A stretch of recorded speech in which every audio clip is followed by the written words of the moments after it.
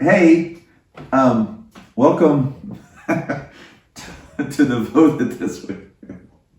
So, for those who don't know, I celebrated my 27th Born Again Day last Friday, May the 10th. I celebrated my 60th birthday on Saturday, and on Sunday morning, my church, Frimer Chapel, showered me with a whole pew full of this. I don't even know. I mean, literally, it's like, it's like I can't even. I mean, literally, I'll pick all that stuff up later. I want to try to do a little bit of a devoted here. So, but I think this is appropriate. And I'm overwhelmed, seriously overwhelmed. And so, first of all, thank you to my church. I love my church, and I know that you love me. I am blessed. So thank you so very much. And so for just a moment, let's actually continue in Hebrews 11. And I want to read, we'll come back to next week. We're going to dig deeper into 32, 33, and 34. But let me just kind of start with verse 32. I'm going to read 32, 33, and 34 for context. So the writer of Hebrews is saying, "And what more shall I say? For time would fail me if I tell of Gideon, Barak, Samson, Jephthah, and David, and Samuel, and the prophets, who by faith conquered kingdoms, performed acts of righteousness, obtained promises, shut the mouths of lions, quenched the power of fire, escaped the edge of the sword, from weakness were made strong, became mighty in war, and put foreign armies to flight." So the premise of all that has to start in verse 32. What more shall I say? For time would fail me. So the writer of Hebrews is saying, I could go on and on and on, but literally time would fail me to list all the people who by faith, that's the whole heart of Hebrews 11. By faith, say that. By faith, say that. By faith. So it's by faith, right?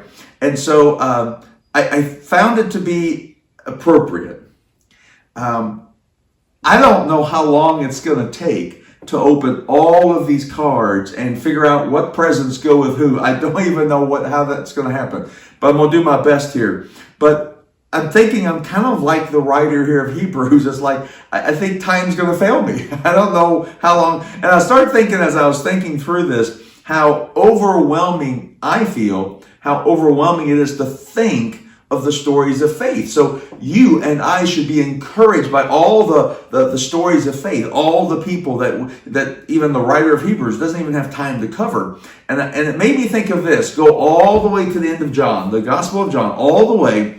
And at the very last phrase, the very last verse in John 21, verse 25, Jesus did many other things as well. If every one of them were written down, I suppose that even the whole world would not have room for the books that would be written. We do not know all that Jesus did. In fact, if we had all that Jesus did written, according to John, there wouldn't be enough books in the world to hold it. Wow, that's overwhelming. Kind of like walking into a church service on Sunday morning and showered with gifts and cards and love and support.